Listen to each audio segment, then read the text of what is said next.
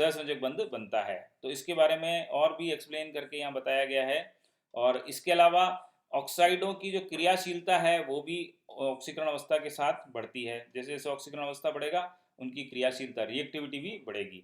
फिर जल अपघटन की प्रवृत्ति भी बढ़ती है। जैसे जैसे ऑक्सीडेशन स्टेट बढ़ता है जो भी कंपाउंड है वो जल्दी से जल अपघटित हो जाता है। और ये वो रीजन है जिसके कारण ये बताया गया है कि सहसंयोजक प्रवृत्ति क्यों आ जाती है।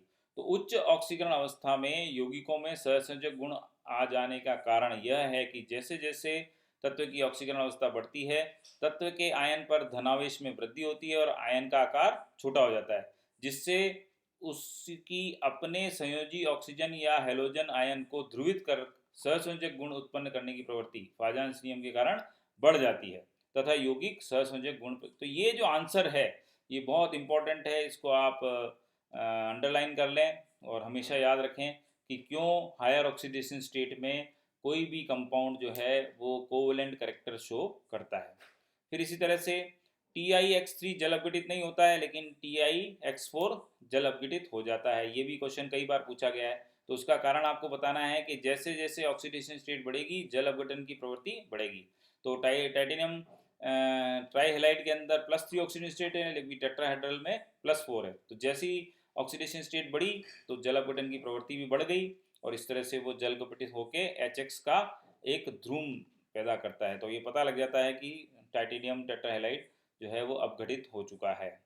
इसी तरह से एक और क्वेश्चन बहुत इंपॉर्टेंट है कि जैसे हम गए ऊपर से नीचे तो हायर ऑक्सीडेशन स्टेट बढ़ी, इसी तरह से बाएं से दाएं जाएंगे तो वहां पर भी हम देखेंगे कि हायर ऑक्सीडेशन स्टेट उच्चतर ऑक्सीकरण अवस्था का स्थायित्व बढ़ता है। तो आवर्त में बाएं से दाएं जाएंगे तो भी वही प्रॉपर्टी शो हो रही है, वर्ग में ऊपर से नीचे जाएंगे तो भी वही प्रॉपर्टी शो हो रही है। और ये एग्जाम्पल के बाद बताया गया, जैसे स्कैंडियम स्टार्टिंग में +3 ऑक्सीजन स्टेट अधिस्थायी है, उसके बाद में +4 है और जैसे जैसे आगे बढ़ते जाएंगे +5 +6, तो वेनेडियम +5, क्रोमियम +6, मैंगनीज +7, ये स्थायी ऑक्सीकरण अवस्थाएं दर्शाएंगे और स्थायी ऑक्सीकारक भी होते हैं ये। तो ये अपन को याद रखना है कि बाएं से दाएं और ऊपर से नीचे दोनों तरफ जाने पर हायर ऑक्सीडेशन स्टेट जो है वो ज़्यादा स्थायी हो जाती है।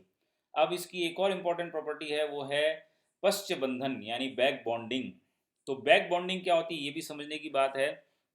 अब ये पाई अम्ल लिगेंड क्या होते हैं? पाई अम्ल लिगेंड वो होते हैं जो कि किसी भी मेटल के साथ में बैक बॉन्डिंग कर सकते हैं और वो हैं कार्बोनिल, नाइट्रोसिल, नाइट्रोजन, उसके बाद में ये PR3 मतलब ट्राई एल्काइल फॉस्फोरस, उसके बाद में आइसोनाइट्राइल, ये सारे के सारे बाइपिरिडिल, ये सब क्या कहलाते हैं? पाई अम्ल लिगेंड हैं। तो आपसे आधे नंबर के क्वेश्चन में पूछा जा सकता है पाई अम्ल लिगेंडों के उदाहरण दीजिए। तो पाई अम्ल लिगेंडों के उदाहरण जो हैं ये सारे के सारे हैं। और इनके साथ में जब संक्रमण धातु यानी डी ब्लॉक तत्व रिएक्ट करेंगे तो यहाँ पर एक और चीज़ इम्पोर्टेंट है कि इन यहाँ पर मेटल हमेशा शून्य या ऋणात्मक ऑक्सीकरण अवस्था दर्शाता है। और कार्बोनिल के लिए तो विशेष तौर से याद रखें, ये एक बहुत ही इम्पोर्टेंट प्रॉपर्टी और इस पर कई बार क्वेश्चन पूछे जाते हैं कि कार्बोनिल के जितने भी यौगिक हैं, मतलब जैसे निकल टेट्रा कार्बोनाइल हो गया, तो कार्बोनाइल के जितने भी यौगिक बनेंगे, आयरन पेंटा कार्बोनाइल, तो ये सब के सब उनके अंदर जो मेटल होगा उसकी ऑक्सीकरण अवस्था शून्य होगी। ठीक है, तो ये चीज़ आपको बहुत अच्छी तरह से लिख के रख लो कि जितने भी कार्बोनिल यौगिक हैं उन सभी में धातु की ऑक्सीकरण अवस्था शून्य होती है। बाकी सब में आप देख रहे हो कि यहाँ पे ऋणात्मक ऑक्सीकरण अवस्था भी हो सकती है। तो ऋणात्मक ऑक्सीकरण अवस्थाएं भी यहाँ पे देखी जा सकती है। और यहाँ पर ये एक देखा गया है कि जब हम कोई भी चीज़ लिगेंड को देखते हैं तो लिगेंड की क्या प्रॉपर्टी होती है? लिगेंड हमेशा मेटल को इलेक्ट्रॉन पेयर देता है। लेकिन कई बार क्या होता है जब 6 लिगेंड हो जाते हैं तो 6 लिगेंड कितने इलेक्ट्रॉन दे देगा मेटल को? 12 इलेक्ट्रॉन। और अष्टक में कितने इलेक्ट्रॉन होने चाहिए? 8। तो इसके बाद जब 12 इलेक्ट्रॉन आ जाते हैं धातु के ऊपर लिगेंड के द्वारा, तो इसका मतलब उसके बाद 4 जो हैं इलेक्ट्रॉन एक्सेस हो गए, अष्टक से 4 इलेक्ट्रॉन ज़्यादा हो गए। जब 4 इलेक्ट्रॉन ज़्यादा हो गए तो क्या होगा? वो मेटल जो है उसके पास इलेक्ट्रॉन का अधिक हो जाएगा। तो ऐसी स्थिति में वो मेटल क्या करता है, यदि लिगेंड के पास में रिक्त p कक्षक हैं या रिक्त d कक्षक हैं तो वो मेटल क्या करता है, वापस जो इलेक्ट्रॉन एक्सेस आ गए हैं वो इलेक्ट्रॉन किसको दे देता है? लिगेंड को देता है। तो जनरल टेंडेंसी तो है कि लिगेंड मेटल को इलेक्ट्रॉन देता है, लेकिन यहाँ पर अपोजिट हो रहा है। अब मेटल ने ज़्यादा खा लिया अब या ज़्यादा इलेक्ट्रॉन उसके पास आ गए तो वो उन ज़्यादा इलेक्ट्रॉन, एक्सेस इलेक्ट्रॉन से छुटकारा पाने के लिए क्या करता है, रिवर्स डायरेक्शन में वो रिएक्शन को शुरू कर देता है, और मेटल अब जिसकी प्रवृत्ति इलेक्ट्रॉन लेने की है, अब वो मेटल इलेक्ट्रॉन लिगेंड को देने लग जाता है, और इसको हम कहते हैं बैक बॉन्डिंग। और जब कभी भी लिगेंड मेटल को इलेक्ट्रॉन पेयर देता है तो कौन सा बॉन्ड बनता है, सिग्मा बॉन्ड। लेकिन सिग्मा बॉन्ड एक बार बन गया, न्यूक्लियर एक्सिस पे बनता है, तो आणविक कक्षक जो आपका जो अक्ष है वो तो पूरा बुक हो गया, सिग्मा बंध बन गया वहां पे।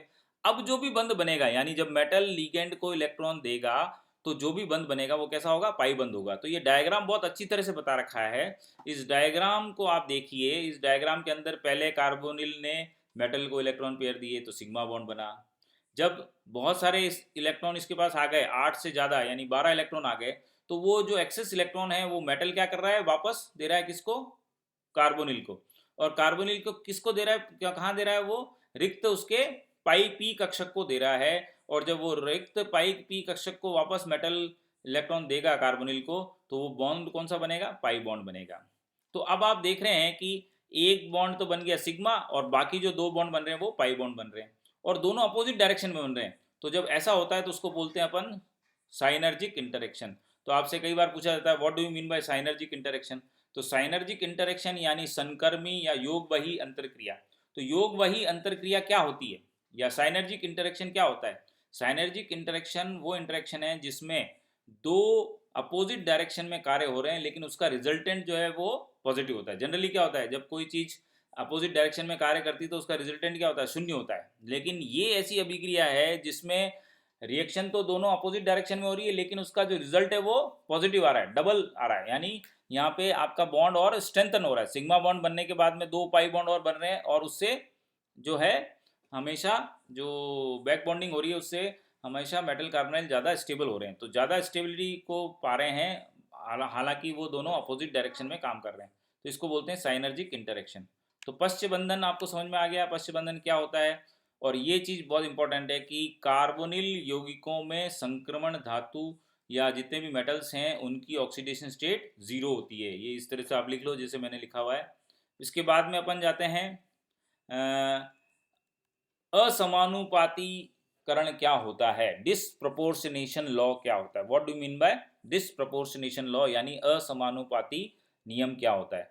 तो असमानुपाती नियम में अपन को ये बताना है कि जब कभी भी का हम किसी दो ऑक्सीकरण अवस्थाओं को मिलाते हैं, या दो एक ही ऑक्सीकरण अवस्था वाला कंपाउंड आपस में रिएक्ट करता है, तो वो दो भिन्न भिन्न प्रकार की ऑक्सीकरण अवस्थाएं देता है। जैसे +2 वाला है, उसके दो यौगिक लगे तो कितने हो गए, +2 कितने हो गए, +4।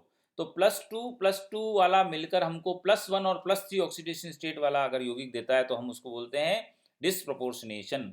यानी +2 के दो यौगिक, दो मॉलिक्यूल लिए अपन ने, तो +2 के दो यौगिक लिए तो 2 इंटू +2 +4 हमारे पास में ऑक्सीकरण अवस्था है। अगर वो डिस्प्रोपोर्शनेट होकर हमको दो यौगिक दे रहा है, जैसे हम बात करते हैं ट्वाइस TiCl2, तो ट्वाइस TiCl2 के अंदर टाइटेनियम की ऑक्सीकरण अवस्था है +2, और दो मॉलिक्यूल लिए तो कितने हो गए, 2 इंटू +2 +4 हो गए। अब वो क्या बना रहा है, twice TiCl2 is converting into TiCl plus TiCl3। तो TiCl के अंदर टाइटेनियम की +1 ऑक्सीकरण अवस्था है और TiCl3 के अंदर +3 है। तो +2 वाला +1 और +3 में कन्वर्ट हो गया, ये कहलाता है डिसप्रपोर्शनेशन रिएक्शन। तो दो अलग अलग तरह की, जिसमें वो जो है +2 वाली से एक कम वाला बनेगा और एक +2 वाली से एक +3 मतलब एक ज़्यादा वाला ऑक्सीकरण अवस्था बनेगा। तो ऑक्सीकरण अवस्थाएं एक ही समय में अपने से कम व अधिक दोनों ऑक्सीकरण अवस्थाओं में परिवर्तित हो जाती है। +2 का +1 और +3 में कन्वर्ट होना कहलाता है असमानुपातीकरण अभिक्रिया या असमानुपातीकरण नियम। अब इसके बाद में एक और चीज़ है कि संक्रमण धातु के लिए कौन सी ऑक्सीकरण अवस्था स्थायी होगी, ये कौन डिसाइड करता है, धातु लिगेंड तंत्र की रिडॉक्स अभिक्रिया। तो रिडॉक्स अभिक्रिया ये निर्धारित करेगी कि वो जो पर्टिकुलर मेटल है वो किस ऑक्सीकरण अवस्था में रहना चाहेगा। इसमें एग्जांपल दे रखा है, जैसे VF5 तो प्राप्त होता है, लेकिन VBr5 और BI5 नहीं प्राप्त होता। देखो वेनेडियम फ्लोरीन के 5 मॉलिक्यूल के साथ में आसानी से रिएक्ट कर लेता है, क्योंकि फ्लोरीन बहुत छोटा है। लेकिन ब्रोमीन बहुत बड़ा है, इसलिए वेनेडियम 5 ब्रोमीन को नहीं संभाल सकता। आयोडीन उससे भी बड़ा है, तो वेनेडियम 5 आयोडीन को नहीं संभाल सकता। तो वेनेडियम की जो +5 ऑक्सीकरण अवस्था है वो केवल फ्लोरीन के साथ होगी, ब्रोमीन और आयोडीन के साथ में नहीं होगी। वहाँ पर हम देखेंगे कि ब्रोमीन के साथ में BBr3 ही मिलेगा और Bi3 ही मिलेगा, जबकि BBr5 और Bi5 नहीं मिलेगा। तो ये कारण है, जिसको कह सकते हैं स्टीरिक हिंड्रेंस भी इसमें आ जाता है, और ये इसका जो ऑक्सीकरण विभव है या रिडॉक्स अभिक्रिया है वो भी इसके अंदर उत्तरदायी होती है। तो ये सारी जो प्रॉपर्टीज़ थी वो किसकी थी? Variable oxidation state. तो वेरिएबल ऑक्सीडेशन स्टेट बहुत इंपॉर्टेंट है, क्योंकि उसके अंदर कई सारे एक्सप्लेन वाई वाले क्वेश्चन आते हैं। तो जो भी मैंने एक्सप्लेन वाई वाले क्वेश्चन आपको आज समझाए हैं उनके बारे में आपको लिखना है उनको अलग से, और बार बार उसको पढ़ना है ताकि वो याद हो जाए आपको। इसके बाद में जो इंपॉर्टेंट प्रॉपर्टी है वो है मानक इलेक्ट्रोड विभव या अपचायक गुण। तो मानक इलेक्ट्रोड विभव का मतलब ये हुआ कि हम जब मेटल की अम्ल से क्रिया कराते हैं तो उसमें हाइड्रोजन गैस निकलती है। तो यहाँ पर एक क्वेश्चन पूछा जाता है कि मेटल जो है उसकी अम्ल से क्रिया वैसे तो बहुत तेज होनी चाहिए, लेकिन संक्रमण तत्वों में ऐसा नहीं होता है। तो ये जो ऑक्सीकरण विभव है इसके मान ये बताते हैं कि ये हाइड्रोजन मुक्त बहुत जल्दी होनी चाहिए, क्योंकि हाइड्रोजन से ज़्यादा इनके E0 मान होते हैं। तो ऑक्सीकरण विभव के मान ये बताते हैं कि अम्ल से इनकी क्रिया बहुत तेज होनी चाहिए, लेकिन होता क्या है, अम्ल थोड़ी देर तक तो बहुत तेज अभिक्रिया करता है, लेकिन उसके बाद में क्रिया बहुत धीमी पड़ जाती है। तो इसका आंसर आपको देना पड़ेगा। और हाइड्रोजन का E0 मान कितना होता है? 0। और जितने भी संक्रमण तत्व हैं उनके जो E0 मान है वो पॉजिटिव है। इसका मतलब क्या हुआ कि जब अम्ल से क्रिया कराएंगे तो हमेशा हाइड्रोजन गैस लिबरेट होगी। केवल 2 ऐसे तत्व हैं, ऐसे संक्रमण तत्व हैं जिनके लिए E0 का मान नेगेटिव है, यानी हाइड्रोजन से कम है। वो कौन कौन से हैं? मरकरी और कॉपर। बाकी शेष जितने भी संक्रमण तत्व हैं उन सब के लिए E0 का मान हाइड्रोजन से ज़्यादा है, यानी पॉजिटिव है। तो ऐसे केसेस में क्या होगा, जब कभी भी अम्ल से क्रिया कराई जाएगी उस धातु आयन की तो हाइड्रोजन गैस निकलेगी, और ये क्रिया बहुत तीव्र होनी चाहिए, लेकिन ऐसा नहीं होता। तो इसका कारण आपको क्या देना है कि जैसे ही हम किसी मेटल को एसिड में डालते हैं तो मेटल डायरेक्ट कांटेक्ट में आता है किसके? अम्ल के, और उससे क्रिया शुरू हो जाती है, हाइड्रोजन गैस निकलनी शुरू हो जाती है। लेकिन थोड़ी देर बाद क्या होगा कि वायु की ऑक्सीजन से भी क्रिया होगी, और वो मेटल क्या करेगा, अपने ऊपर एक मेटेलिक ऑक्साइड की लेयर चढ़ा लेगा। और एक बार जब मेटल जो है वो मेटल ऑक्साइड की लेयर में कन्वर्ट हो जाएगा तो फिर वो एसिड उस मेटल पर अटैक नहीं कर पाएगा। तो जब मेटल के संपर्क में अम्ल नहीं आ पाएगा because of that oxide layer, तो वो जो रक्षात्मक कवच बन जाता है उस वजह से क्रिया एकदम धीमी हो जाती है।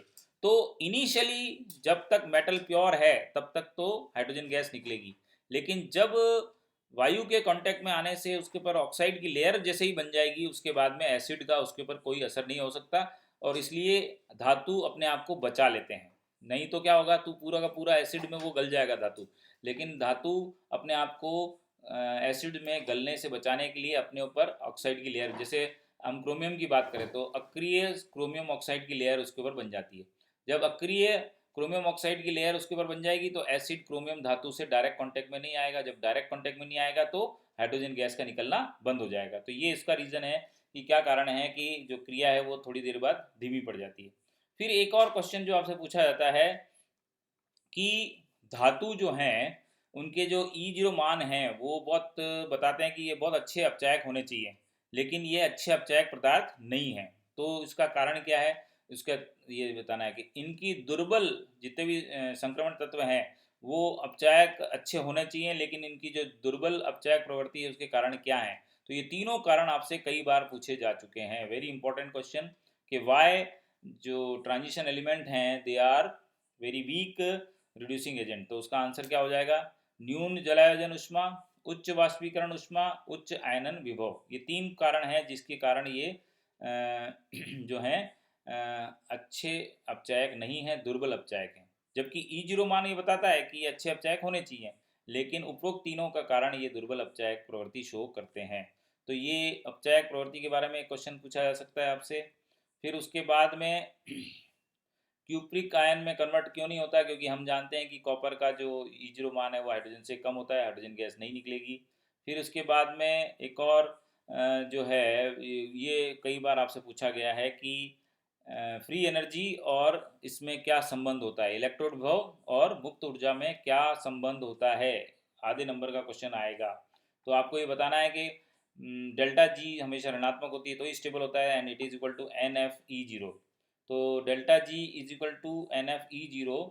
तो जब डेल्टा जी के यहाँ पे एफ ले आएंगे तो F will go to here, तो we will get minus N E zero. तो ये जो है ये बताता है कि relation between free energy and electrode potential. तो ये रिलेशन बिटवीन फ्री एनर्जी मुक्त ऊर्जा और ये इलेक्ट्रोड विभव के बीच के में जो संबंध है वो आधे नंबर के क्वेश्चन में आपसे पूछा जा सकता है। तो आपको ये बताना पड़ेगा कि minus delta G upon F equal to minus N E zero के बराबर होता है।